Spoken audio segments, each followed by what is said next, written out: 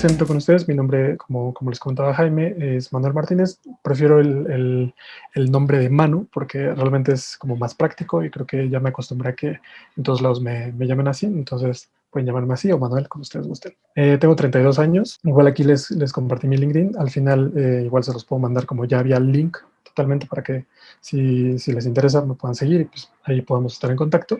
Y actualmente, como les decía, tengo 32 años. Actualmente me desempeño como UX UI Designer y como coach. En este caso, justo estoy por unirme al equipo, perdón, de Grupo Modelo. Previamente a esto, estuve trabajando con el equipo de Multiplica Talent. No sé si alguno de ustedes los conoce. Es una agencia en México, bueno, está en varios países, pero bueno, en México también tiene su sede y pues actúa como una agencia de, pues una especie de, como de outsourcing y también, además de tener varios clientes en esta empresa, pues bueno, también trabajé con ellos directamente en el equipo de producto, con el equipo de Multiplica Talent. Al mismo tiempo, gracias a ellos, también estuve participando con el equipo de BBVA, también con el equipo de Liverpool y el último equipo con el que cerré también un proyecto a través de Multiplica fue precisamente con el equipo de RIMAC, que es una empresa aseguradora en Perú. Además del trabajo que he realizado con estas empresas, también estuve trabajando con Aeroméxico.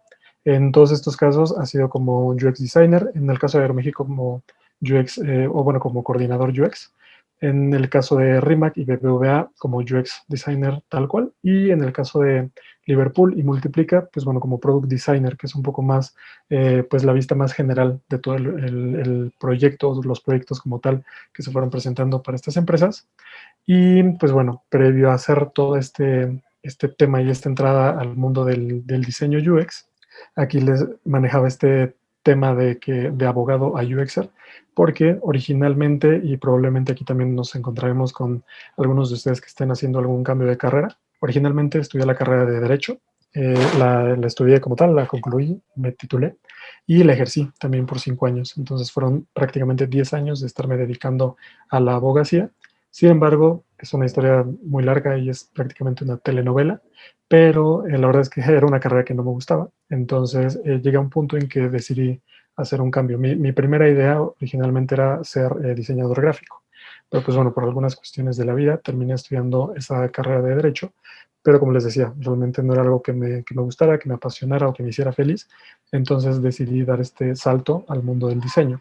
Y precisamente me gusta mucho esta frase porque la verdad es que yo la hice. Entonces me gusta mucho porque creo que queda bastante clara.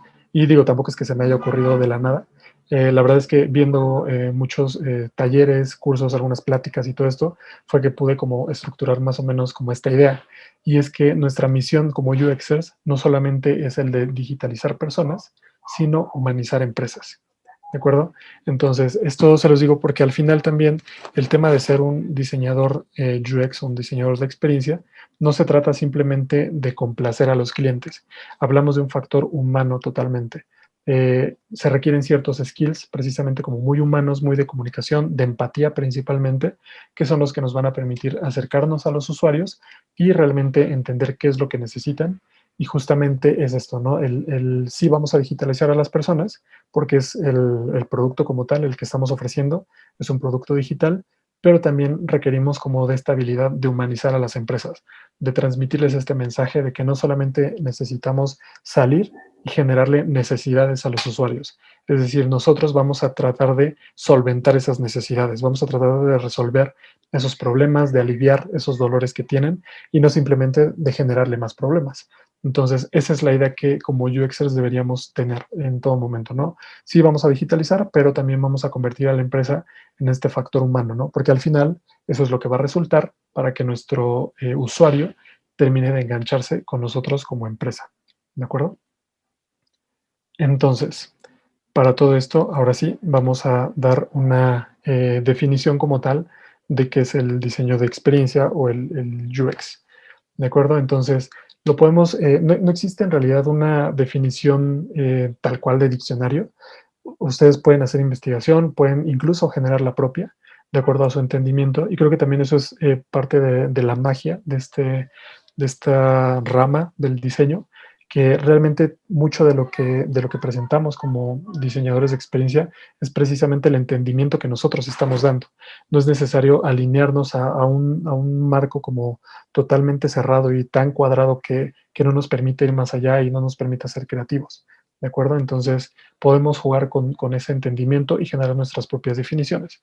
Pero bueno, para los fines de la sesión de hoy vamos a tratar de entenderlo de esta forma. El UX o esta experiencia de usuario, tal cual, es la forma en cómo los usuarios pueden interactuar con un producto o servicio. Y aquí hay que recalcar que para los fines de la sesión, para los fines de lo que Bedu está ofreciendo, pues estamos hablando de productos digitales. Estamos hablando de productos como pueden ser aplicaciones, como pueden ser sitios web, su versión en mobile, etcétera. Pero es importante mencionar también que la experiencia de usuario se aplica para cualquier tipo de producto como tal. O sea, si yo quisiera vender zapatos, si yo quisiera vender tacos, si yo quisiera vender globos, cualquier tipo de actividad que yo esté ofreciendo, ese servicio que estoy ofreciendo o ese producto, es una experiencia como tal. Y el cómo lo voy a vender, además de las características físicas o tangibles del producto, además de eso, pues es esa experiencia y es eso que me va a hacer que vuelva y compre con esta persona o con este producto, ¿de acuerdo? Pero bueno, para estos fines vamos a enfocarnos directamente en cuestiones digitales, ¿de acuerdo? Entonces, ¿cómo podríamos definirlo también? Pues es el cómo empatizamos con las necesidades del usuario y vamos a comprender, perdón, el cómo se siente al utilizar los productos que estamos desarrollando, porque toda esta idea y todo este proceso de diseño que estamos intentando generar, lo vamos a hacer pensando siempre en que el usuario final va a estar en el centro de nuestro proceso de diseño. Todo lo que vamos a hacer va siempre en miras hacia a poder resolver esas necesidades. De ahí que digamos que nuestro usuario siempre va a estar en el centro de nuestro proceso de diseño. ¿De acuerdo? Igual, si tienen alguna duda, si van teniendo ahí como algunas inquietudes, con toda confianza pueden irme comentando. A ver, aquí tenemos Lorena. ¿Podemos decir que el UX es ágil? Sí, pero por poner al cliente al centro. Sí, más bien el tema de ser ágil, estamos hablando del cómo vamos a ejecutar el diseño de experiencia. Y para eso hay muchas metodologías, las vamos a ver más adelante, pero el tema de la experiencia de usuario como tal, estamos hablando como de todo el proceso, de todo ese trabajo y toda esa, como esa investigación que vamos a estar haciendo para poder tener un buen resultado y que ese producto, que es el resultado de nuestra investigación, realmente pueda satisfacer las necesidades del usuario. Ahora, el tema del ser ágil o no es el cómo vamos a poder ejecutar, ¿no? Con qué facilidad vamos a poder ejecutar esa investigación. Y esa agilidad precisamente se va a basar en las diferentes metodologías, en los diferentes procesos y las herramientas que vayamos utilizando. ¿De acuerdo? Entonces, igual, como les digo, si van teniendo alguna duda, si sienten que voy un poco rápido, con toda confianza me pueden ir preguntando y nos vamos deteniendo. ¿De acuerdo? Entonces, todos hemos visto este tipo de, incluso hay páginas ya en Instagram hablando del Bad UX, y este es un ejemplo muy claro, ¿no? Tenemos este tipo, por ejemplo, bastante ilustrativo del baño, de que pues sí, o sea, lo vemos cerrado, tal vez si lo estamos viendo desde dentro, pues está todo muy acomodadito, pero cuando abrimos la puerta, pues va a chocar. Entonces, aquí estamos hablando de un bad UX como muy gráfico, pero es lo que les decía, ¿no? Lo podemos encontrar en cualquier tipo de producto, no solamente en cuestiones digitales. Aquí simplemente es para hacerlo un poquito más ilustrativo. También del otro lado tenemos estos botones en los cuales nosotros, como ya por instinto, por costumbre, ya tenemos este modelo mental de que si voy a abrir es con el color verde, el botón tiene que ser verde, si voy a cerrar es con el color rojo. Aquí lo tenemos al revés, ¿no? Este tipo de elementos precisamente parecen memes, pero nos demuestran un claro ejemplo de lo que es un mal UX, ¿de acuerdo? Una mala experiencia de usuario. Entonces, si nos ponemos a analizar todas las situaciones que tenemos en la vida cotidiana, nos vamos a encontrar con muchos ejemplos así, ¿no? O sea, cuando de repente encontramos en un elevador toda esta serie de botones de todos los pisos, esperamos que tengan un orden, porque ya insisto, nuestro modelo mental ya está acostumbrado a eso. Y si de repente nos mueven todos ese orden de los botones, pues nos encontramos con que ya tenemos un mal UX, ¿de acuerdo? Entonces podemos hacer un sinfín de ejemplos de esto, y es a lo que me refería hace un momento, ¿no? Lo encontramos desde temas digitales, que es en nuestro caso, hasta la vida cotidiana, ¿no? En este caso nos lo encontramos en un baño y seguramente se han encontrado así con muchos casos en la vida diaria, ¿no? Digo, no precisamente en un baño, pero a todos nos ha pasado encontrarnos con algo así, ¿vale? Entonces, ahora sí, entrando al tema de qué es o cómo podríamos hacer ágiles todas estos procesos como tal, pues como les comentaba hace un momento, existen metodologías para poder realizar todo este proceso, ¿de acuerdo? Entonces, tomemos el tema del UX al tenerlo como este entendimiento o esta capacidad de empatizar con las personas y con los usuarios, precisamente necesitamos apoyarnos de ciertos elementos o ciertas metodologías que nos van a ayudar precisamente a poder generar como que esta investigación se desarrolle de forma más rápida y más organizada. ¿De acuerdo? Entonces, existen varias metodologías. Aquí vamos a resaltar estas tres en particular porque son realmente las que tienen un poco más de peso en la actualidad. Son las que las empresas más importantes están desarrollando dentro de sus equipos y en un momento vamos a hablar más de eso. Pero lo que les decía es que cada una de estas metodologías lógicamente se va a ir adaptando a las necesidades que nosotros como proyecto vamos a tener.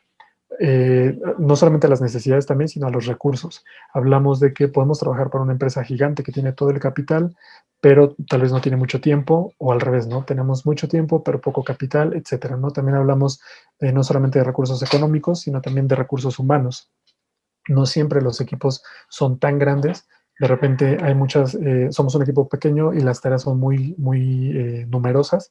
Entonces, todo ese tipo de características que se vayan presentando son las que nos van a ir definiendo qué tipo de metodologías podremos utilizar. ¿De acuerdo? Y las que les podremos mostrar en esta ocasión, de las que vamos a dar un pequeño contexto, son estas tres. Es el modelo de Design Thinking, el de Lean UX y el de Design Sprint. Cada una de estas metodologías, si las analizamos, son muy parecidas en general, las tres. Podríamos decir que Design Thinking es la metodología más grande y Design Sprint es como un Design Thinking chiquito y Lean UX es todavía, podríamos decir que más chiquito, pero simplemente en cuanto a temas tratamos de hacer todo más práctico, tratamos de quitar la paja que de repente va surgiendo.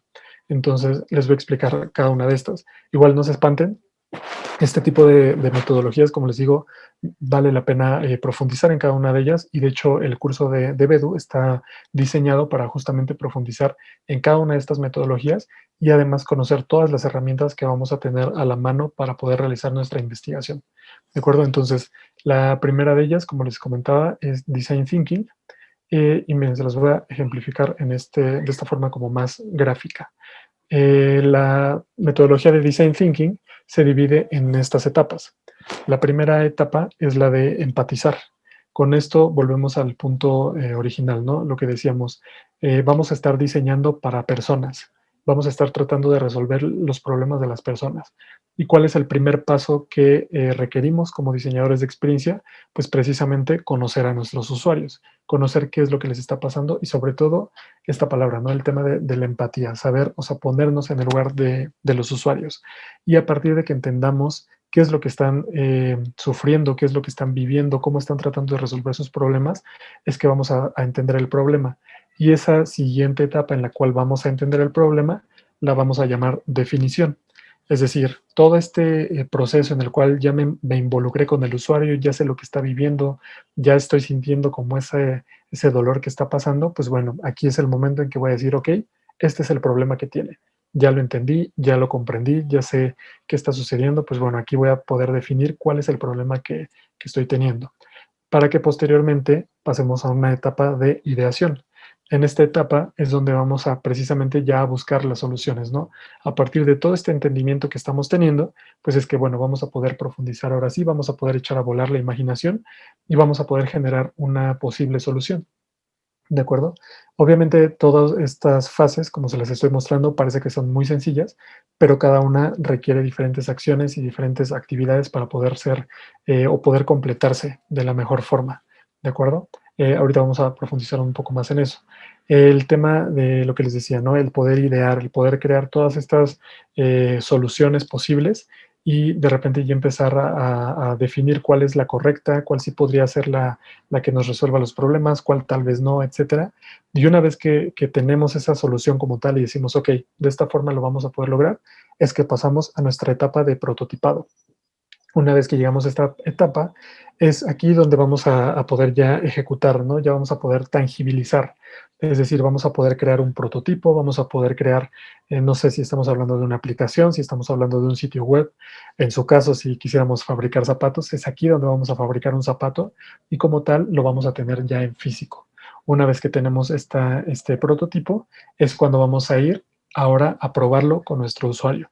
A partir de que hagamos esa prueba, pues vamos a conocer cuál es la reacción del usuario, vamos a saber si está realmente logrando satisfacerse esa necesidad y vamos a poder entender y conocer el feedback que el usuario va a tener. ¿De acuerdo? Él va a recibir este prototipo, vamos a tratar de generarle toda esa sensación de lo que sería cuando tuviera el prototipo ya final o el producto final, vamos a tratar de envolverlo y de ambientarlo para que él se sienta realmente como utilizando ese producto y pues bueno, nos pueda dar como esta retroalimentación. Una vez que tengamos esa retroalimentación, vamos a poder hacer todas esas modificaciones y vamos a estar haciendo pues nuevas pruebas a partir de esas modificaciones. A todo ese proceso lo vamos a llamar iteración. ¿De acuerdo? Esa palabra, apréndansela, la van a ver todo el tiempo, ese tema de iterar, ¿no? Es básicamente, lo podríamos ver como una especie de ensayo y error. Simplemente vamos a estar probando con los usuarios, vamos a estar recibiendo feedback y vamos a estar haciendo mejoras y eso va a ser cíclico, ¿de acuerdo? Esto sí es muy importante tomarlo en cuenta porque al final un diseño realmente nunca va a conocer su final, ¿de acuerdo? Vamos a tener un producto, entre comillas, final, pero es un proceso infinito, ¿de acuerdo? ¿Y por qué decimos que es infinito? Pues bueno, de entrada porque la sociedad y pues bueno, sí, las personas como tal siempre están evolucionando, todos lo sabemos. Las necesidades de las personas siempre van a estar cambiando. Las necesidades de las personas ya en forma colectiva, hablando ya como sociedad, siempre van a estar evolucionando y por eso nuestros productos o nuestros diseños siempre se tienen que adaptar a esos cambios. Entonces, nunca vamos a poder llegar y decir con este producto se van a quedar felices para siempre. Vamos a tener que estarlo actualizando. Entonces, es un producto cíclico, como aquí lo podemos ver, ¿no? Vamos a poder estar haciendo como todas esas iteraciones como tal. Entonces, estamos hablando de les decía, de esta metodología de Design Thinking, que es como un proceso bien estructurado, pero es un poco largo. Estamos hablando de que lo podemos desarrollar en meses, incluso, dependiendo lógicamente de los tiempos que tengamos como producto, como equipo, como proyecto. Oye, Manuel, Sí, una pregunta. dime. Sí, sí, sí.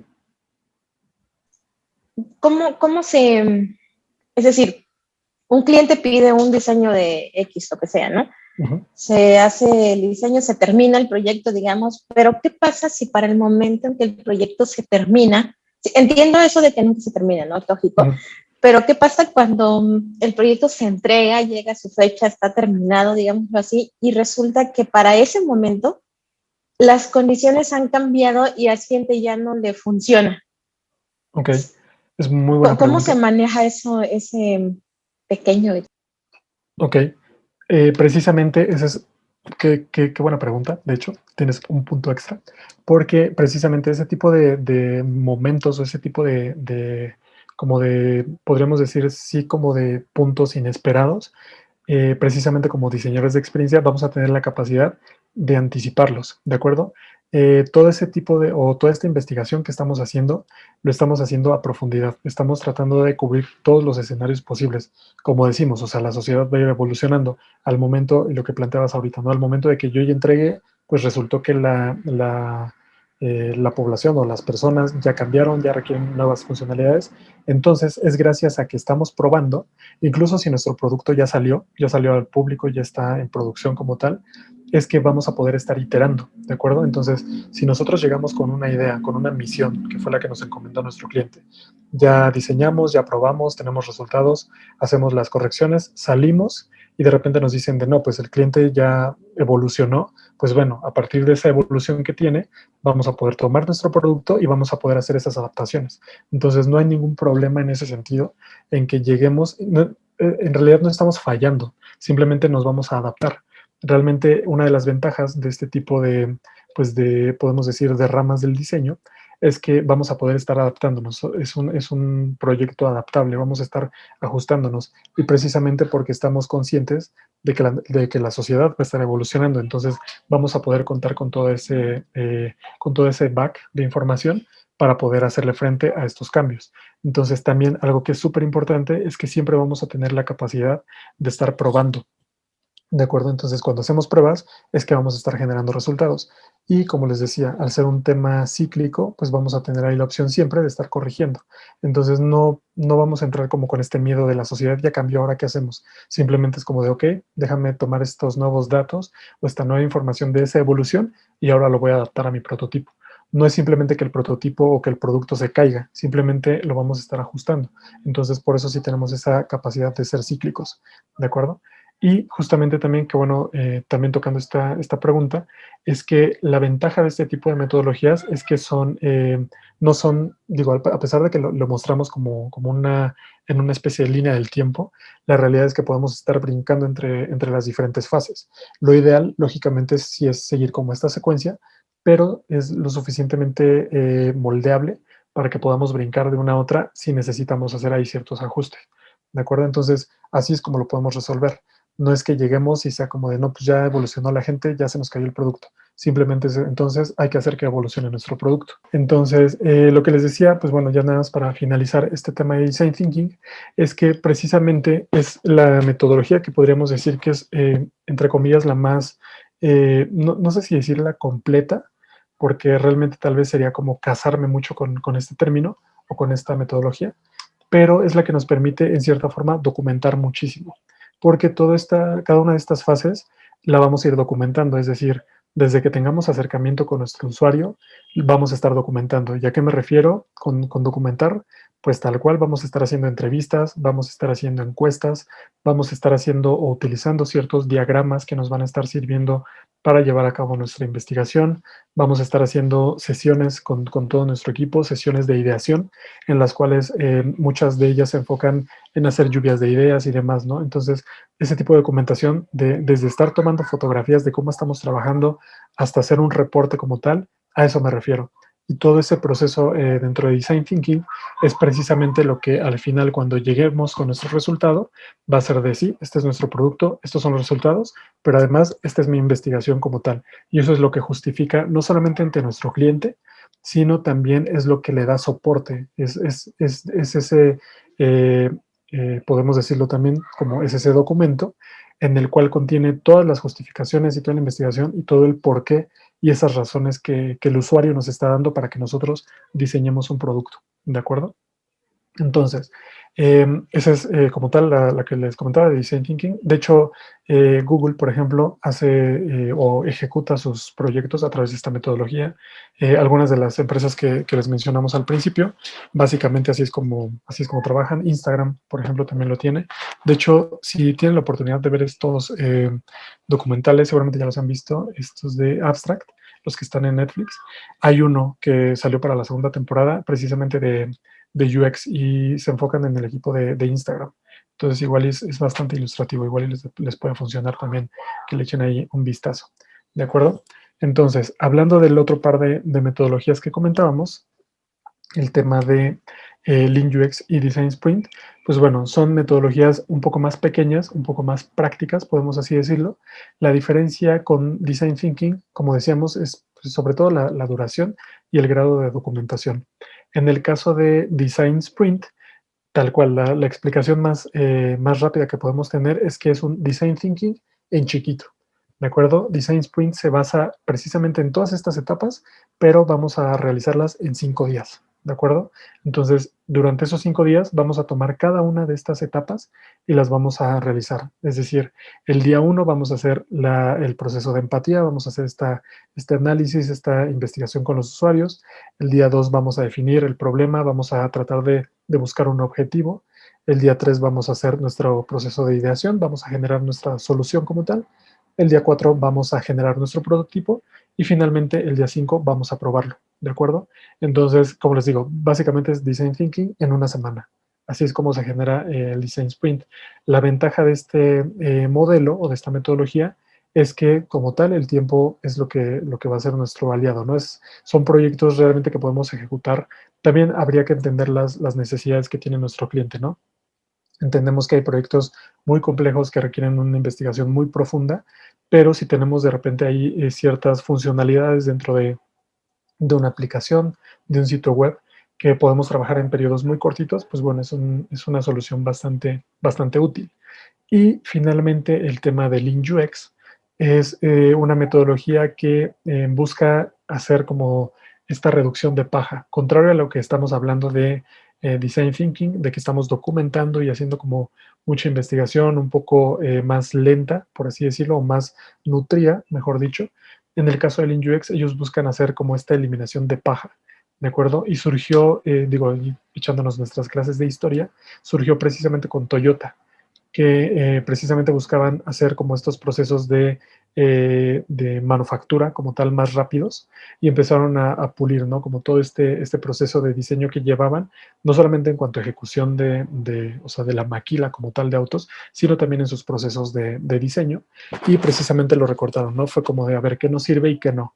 Entonces dijeron, adiós a la paja, no me interesa tener tantos documentos, yo lo que quiero es crear y empezar a probar. Entonces así lo hicieron, redujeron como todo este proceso y así lo hacen, ¿no? Ahí sí es mucho de ensayo y error como tal, ¿no? Generan nuevos diseños, los crean, los mandan a prueba y de inmediato generan resultados y así es como funcionan. La ventaja de nueva cuenta son principalmente en cuestiones de tiempo. Las desventajas, podríamos así decirlos, es el tema de, pues sí, la documentación como tal. No tenemos este back informativo. Sobre todo también estamos tal vez dejando un poquito de lado las necesidades más profundas de los usuarios porque estamos actuando de inmediato sin profundizar tanto. Y también en cuanto a costos, pues bueno, no es tan fácil estar produciendo y estarnos equivocando y produciendo y equivocándonos porque pues al final esa cuestión económica pues también pega. Entonces no siempre se presenta así. En el caso de Iris, no sé, ¿nos quieres contar un poquito más de cómo ejecutas esta metodología de Lean? ¿O cómo te ha funcionado o te gusta esa metodología? Sí, bueno, no propiamente, o sea, digamos, no es que en mis previos proyectos la haya utilizado como una metodología tal cual, Uh -huh. ¿no? Sino que algunas partecitas, ¿no? Pues obviamente se van implementando, ¿no? En español creo que le llamaban algo así también relacionado a eso como 5 S, ¿no? Algo así. Uh -huh. Entonces, van como que son pasos que van como intercomunicados entre estas metodologías y las que luego tropicalizan en español, ¿no? Uh -huh. Sirven mucho porque te dan un orden y independientemente de que sean rápidas o largas, te dan un orden, te dan una estructura, pero algo que ha sido un factor común durante toda mi experiencia laboral es que llegado cierto momento en la vida del proyecto que se está elaborando, llega un momento en que ya a los líderes de proyecto o a los clientes o a ciertas personas ya no les importa, ¿no? Lo que quieren es entregar un proyecto porque obviamente la entrega depende de varios factores, no nada más del que desarrolla, ¿no? O del que está ahí programando. Entonces, otra de mis preguntas era, se me olvidó preguntarte en la previa, realmente cómo se maneja esto, ¿no? Porque no precisamente como como un UX profesional, sino queriendo meterte en este aspecto, ¿no? Si lo vas estudiando y quieres ir implementando ciertas metodologías, Uh ya -huh. sea la Lean o sea esta que es más larga, realmente cómo lo vas introduciendo ¿cómo se puede decir? ¿Como en la vida práctica? Pero no contigo, sino como con el equipo de trabajo con el que estás, si es que no lo conocen, no quisieran aplicarlo, Uh -huh. o si ven que es como que trabajo adicional, cosas de esas, ¿no? Uh -huh. Pues en realidad, Ese ha sido mi problema con Lean en realidad. ok. Sí, en realidad entiendo esa parte, como de repente esa frustración de que los equipos no siempre no las conocen o justo como comentabas ahorita, ¿no? De repente les da miedo porque piensan que es trabajo de más.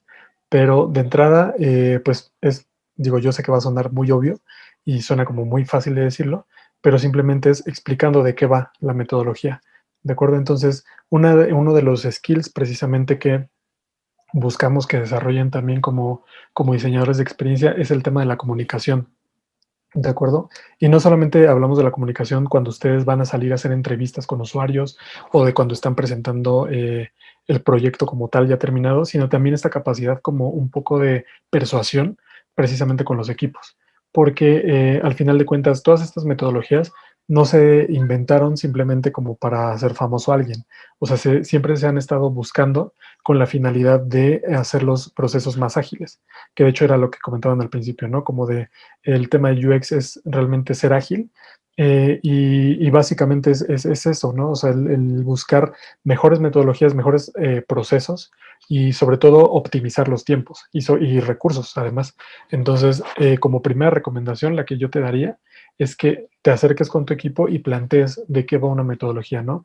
En este caso, si es Lean la que ustedes han estado trabajando, sobre todo mencionarles el cómo podrían pulirla o cómo podrían perfeccionarla y ejecutarla correctamente.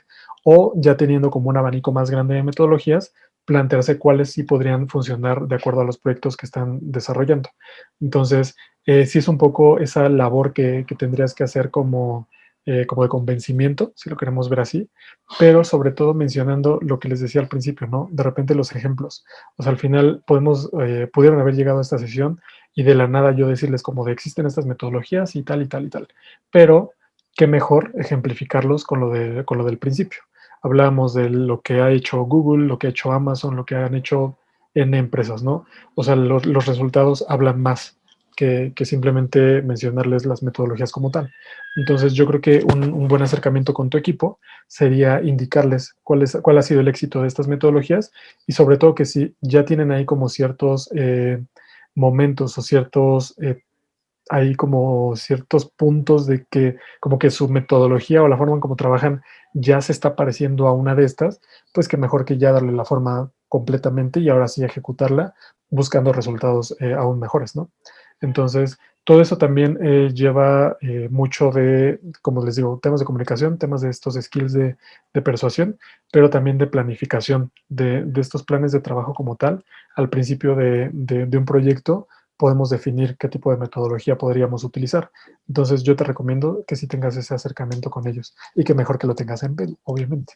Pero sí, o sea, simplemente es ese tema de la persuasión, ¿de acuerdo? Gracias, sí, definitivo. Buenísimo. No sé, ¿alguien más, chicos, tiene alguna otra duda? ¿Algún comentario de lo que hemos estado viendo?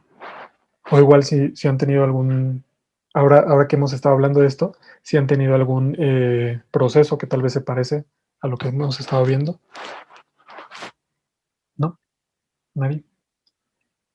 Ok, entonces vamos a continuar. Y pues bueno, todo esto de lo que acabamos de hablar, obviamente es un mundo de información. Ahorita simplemente estamos tratando de ser un poco como este primer punto de encuentro, pero lógicamente habría que profundizar. Estas metodologías requieren procesos, requieren herramientas, sobre todo porque el tema del UX como tal, pues requiere de muchas, sí, de este abanico de herramientas con las cuales vamos a poder ejecutar la investigación.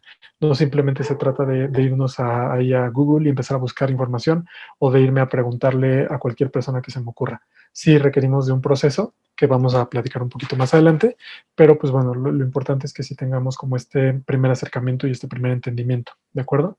Entonces, ¿por qué es importante como tal tener una metodología?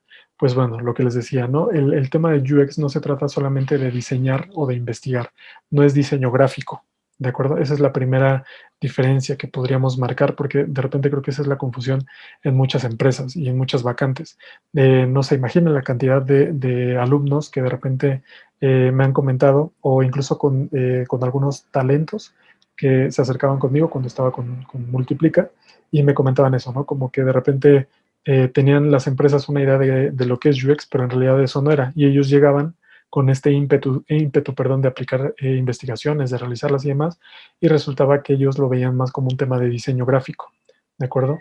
Que el diseño gráfico por sí no está mal, obviamente, pero si podemos darle también este refuerzo de investigación y de justificación de un proceso de diseño, pues bueno, le va a agregar un valor a nuestro trabajo, ¿de acuerdo?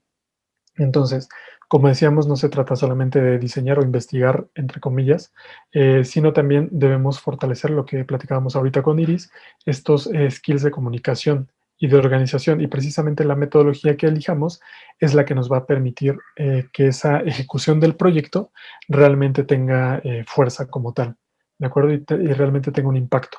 Sobre todo una muy buena organización. Todas estas metodologías, como lo planteamos, pues nos permiten manejar tiempos, entender las fases por las que deberíamos cruzar, y eso nos va a generar una buena organización, pensando que siempre vamos a trabajar contra el reloj. Independientemente de si tenemos un cliente o si nosotros estamos emprendiendo, vamos a tener que marcarnos ciertos deadlines y vamos a tener que marcarnos perdón, ciertos checkpoints con nosotros mismos, con nuestro equipo, con nuestro cliente, etcétera.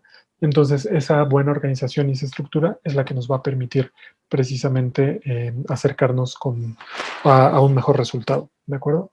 Entonces, Jaime, no sé si quieres que demos un pequeño break. Pues la verdad es que no, porque como solo tenemos, o sea, tenemos que cerrar como 8:45 más o menos. Ah, ok, vale. Sí, o sea, si tú quieres dar unos minutos adelante, como tú decidas más bien.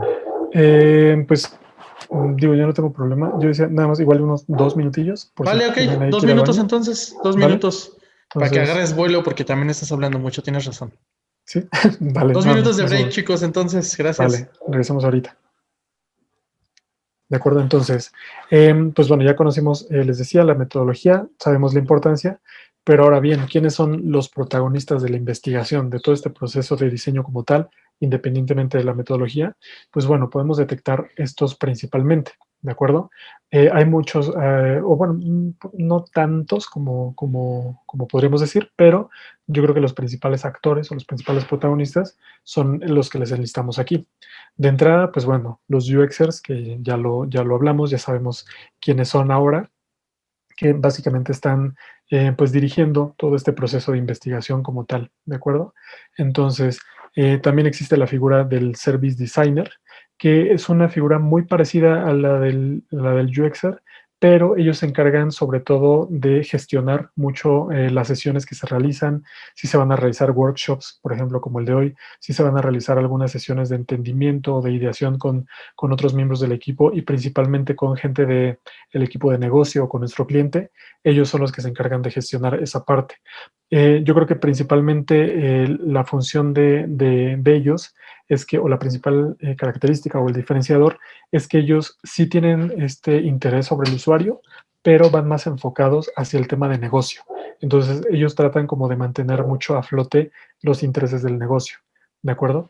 El tema del researcher no se encuentra en todas las empresas o en todos los equipos, pero existe esa figura y básicamente es como el service designer, pero él sí está más enfocado hacia el usuario. Entonces, él también se encarga de gestionar sesiones, de gestionar espacios, de gestionar o de facilitar este tipo de actividades, pero él sí está un poquito más enfocado hacia el usuario. Entonces, podríamos decir que el UX y el researcher están como en un mismo canal y el service designer está más enfocado a cuestiones de negocio. El tema del UI es como tal, va a ser nuestra dupla o nuestra mancuerna, o en nuestro caso, si de repente nos aventamos ahí un proceso híbrido, pues va a ser quien se encargará de hacer esta tangibilización del proceso o de la solución del diseño ya de una forma visual, ¿de acuerdo? Él se va a encargar como tal del diseño de la interfaz, ¿de acuerdo? Él se va a encargar de estas cuestiones más visuales, que yo siempre recomiendo, si no van ustedes, si no lo van a hacer de forma híbrida, si van a contar con una dupla, lo ideal es que el proceso se lleve de la mano todo el tiempo, porque al final no solamente se trata como de, ok, yo como UXer ya hice mi investigación, ahora tómale los resultados y ahora transfórmalo en una cuestión visual. La idea es que vayan de la mano para que él también sepa de dónde vienen esas soluciones o esas propuestas y que al momento de tangibilizarlas, pues tenga como más sentido y más enfoque del por qué se está realizando así. ¿De acuerdo? Entonces, esa es sí la parte gráfica y la parte visual del proceso. Entonces, la siguiente figura es la del UX Writing. No siempre existe esta figura en los equipos y cuando existe son equipos pequeños, entonces normalmente es un grupo reducido de personas y ellos se encargan de trabajar como muchos proyectos. En algunos casos pues sí se tiene un equipo más grande, pero realmente no, son pocas las empresas que sí lo acostumbran. Y básicamente ellos se van a encargar de generar el contenido en cuanto a los textos que nos vamos a encontrar. ¿De acuerdo? Ellos se van a encargar no solamente de generar copies, hay que hacer una diferenciación, ¿no? El tema del UX Writing con las personas que hacen copywriting para cuestiones de marketing. La diferencia es que mientras que los copies van enfocados precisamente a cuestiones de negocio, a cuestiones de marketing, lo que busca el UX Writing es, perdón, es generar conversación con el usuario. Entonces, su contenido va enfocado directamente a la comunicación con el usuario. Son quienes se van a encargar de validar los copies que encontramos en nuestras aplicaciones, en nuestras páginas, que nos van a dar las instrucciones de cómo proceder como usuario, que todo ese lenguaje sea algo bastante amigable, que ya no sea técnico para que el usuario lo entienda y que justamente tenga como una buena experiencia. Entonces, es un elemento bastante importante, no realmente debe pasarse por alto, no es una cuestión trivial para nada, porque justamente son ellos los que van a impulsar que el usuario entienda lo que está leyendo. ¿De acuerdo? El equipo de developers, pues digo, es bastante claro, son quienes van a encargarse ahora de tangibilizarlo ya hablando del código, los que lo van a poder sacar a la luz. Y tenemos dos figuras principales también, la del Product Owner y la de los Stakeholders. Normalmente el Product Owner es esta figura que se va a encargar o va a ser como una especie de representante de todo el equipo. ¿De acuerdo? Es esa persona o ese enlace que va a estar directamente en contacto con nuestro cliente. En algunas ocasiones, él es el Product Owner, puede ser el mismo cliente. ¿De acuerdo? Pero si no es así, si contamos con esta figura por separado, pues es precisamente él quien va a encargarse de tener este contacto, de estar como facilitador y como representante de nuestro proyecto. No es nuestro jefe, simplemente es una figura como les digo, como un facilitador o como una especie de guía en cierto sentido y como de comunicador entre ambas partes. Y finalmente nuestros stakeholders, que en este caso, de nueva cuenta, si no tenemos la figura mejor dicho, si tenemos la figura del product owner, entonces el stakeholder como tal, ese sí es nuestro cliente, ¿de acuerdo? Ese sí es el que al final de cuentas tiene como esta última decisión, que digo, lógicamente nuestro trabajo como UXer es tratar de tener esa última decisión, pero al final quien decide como tal, quien es nuestro verdadero jefe, pues es el stakeholder y es quien va a recibir básicamente el proyecto como tal y los resultados, ¿de acuerdo? Entonces, ahora que sabemos quiénes somos y qué hacemos, quedó clara ya, como decíamos, cuál es la misión de los diseñadores de experiencia. Ya quedaron claros cuáles son los skills que deberíamos mejorar, hablando no solamente de cuestiones de diseño como tal o de investigación, sino también de comunicación hacia nuestros usuarios, pero también hacia nuestro equipo y hacia las personas hacia arriba, ¿no? Lo que decíamos del product owner o el stakeholder, esa comunicación que debemos tener con ellos también es muy, muy importante desarrollarla. Vamos a perder nuestro pánico escénico porque vamos a estar hablando todo el tiempo con gente que ni conocemos, pero pues bueno, vamos a tratar de entrar a sus mentes. Entonces creo que eso es uno de los skills más importantes que van a poder desarrollar. Y pues también quedó clara la forma en cómo vamos a ejecutar. Lo decíamos, ¿no? Con estas metodologías, con estas sesiones que vamos a estar haciendo, vamos a estar utilizando muchos post-its, vaciando ideas, haciendo reportes, haciendo entrevistas, lo que les decía, ¿no? Eso lo profundizamos directamente en el curso y hablamos de cómo vamos a tener este acercamiento y qué podríamos esperar de ese acercamiento con nuestros usuarios. Pero ahora surge una pregunta. ¿Cómo conquistamos a los clientes o a los usuarios? Que básicamente es el objetivo de este workshop. Entonces, lo podemos hacer principalmente con 4 puntos. El primero es un lenguaje humano. Independientemente, aquí me gustaría hablar de los clientes como ese ente que nos contrata, ese dueño de la empresa, de la marca o del producto, pero también como los clientes viéndolo como nuestros usuarios, las personas que van a estar consumiendo el producto como tal, los que van a estar agarrando la aplicación y van a estar haciendo esas compras. Entonces, ¿cómo los vamos a conquistar? Pues de entrada con nuestro lenguaje, un lenguaje humano, ¿de acuerdo? de nada sirve, y hace ratito Iris ponía este ejemplo, ¿no? De repente no les importa el proceso a los demás miembros del equipo. De si estamos en una sesión presentando, no les importa cuál fue nuestra investigación, cómo llevamos a cabo nuestras sesiones, cómo nos acercamos con un usuario, ni nada, sino simplemente les interesa, y sobre todo cuando utilizamos un lenguaje que no conocen, un lenguaje tan técnico. Entonces, a ellos solamente les importa cuánto tiempo se van a tardar, cuánto les va a costar, etcétera. Y a los usuarios igual, no les importa conocer un lenguaje que no conocen, no les importa ver palabras que suenan muy rimbombantes, pero pues no les dicen nada al final de cuentas. Entonces hay que recordar que al final son humanos, entonces necesitamos utilizar un lenguaje pues realmente apropiado y amigable, ¿no? Y que sobre todo los haga sentirse cómodos, porque si de repente nos encontramos con términos pues como tan técnicos y como con un exceso de sofisticación, pues nos puede ahuyentar un poquito, ¿no? Entonces hay que mantenernos siempre con esa línea.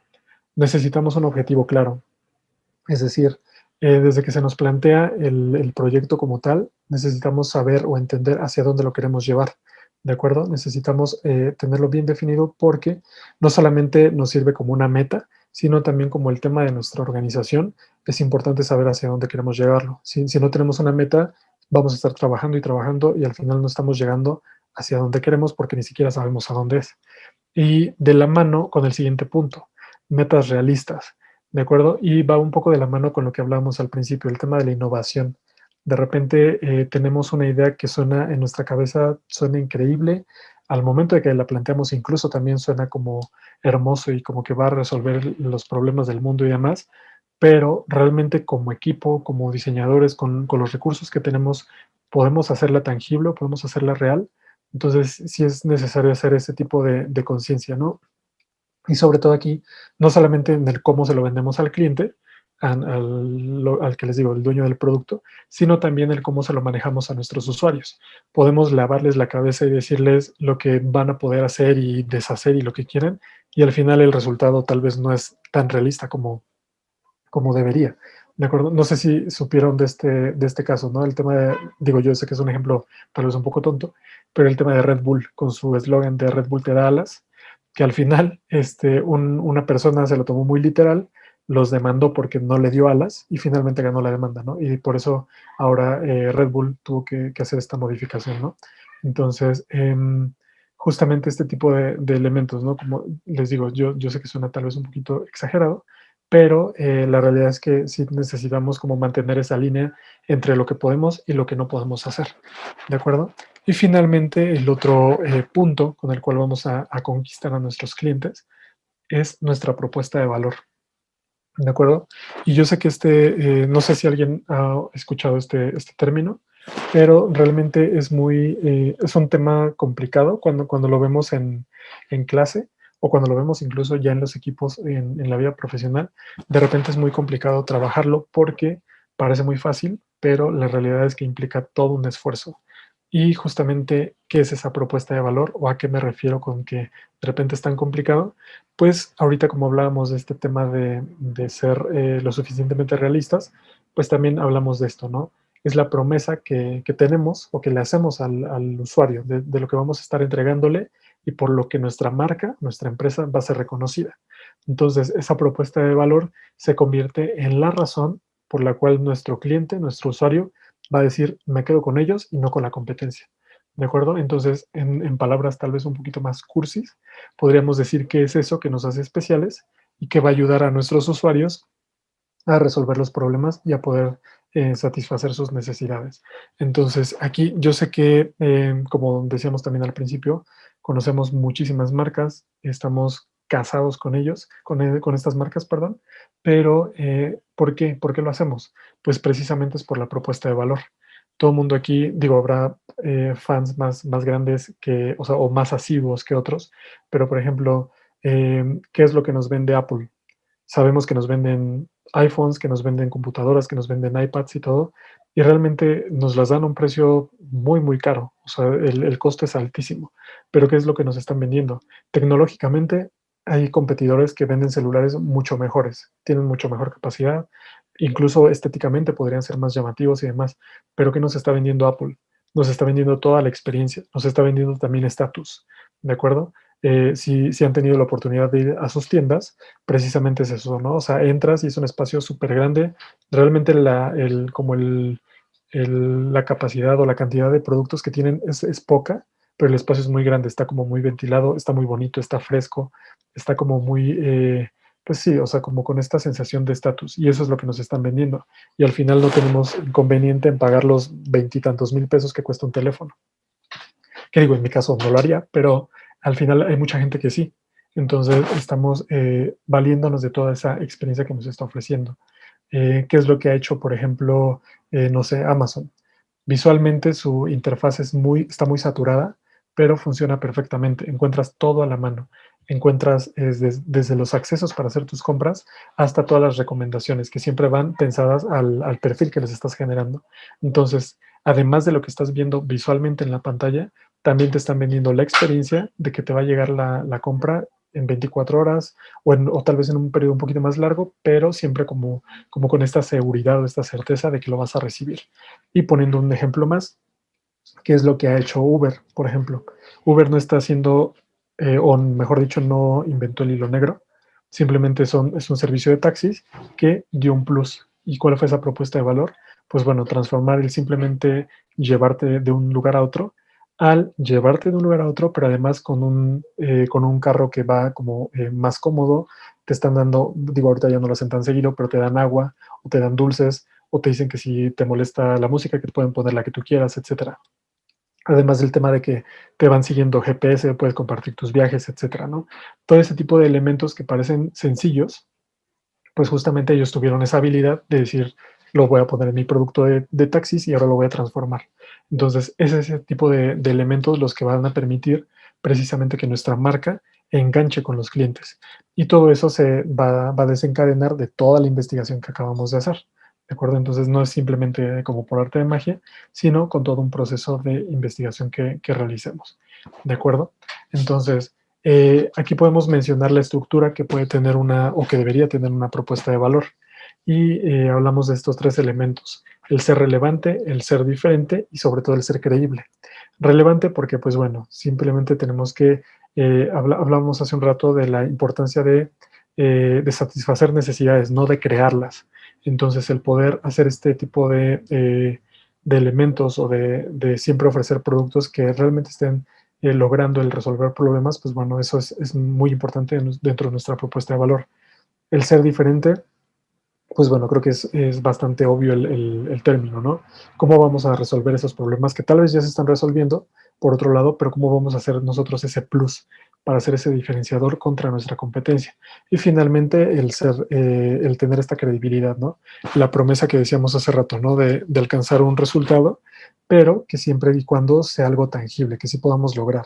Al final no estamos ofreciendo darles alas, pero sí estamos ofreciendo una solución real y que los convenza de que nosotros somos su mejor opción.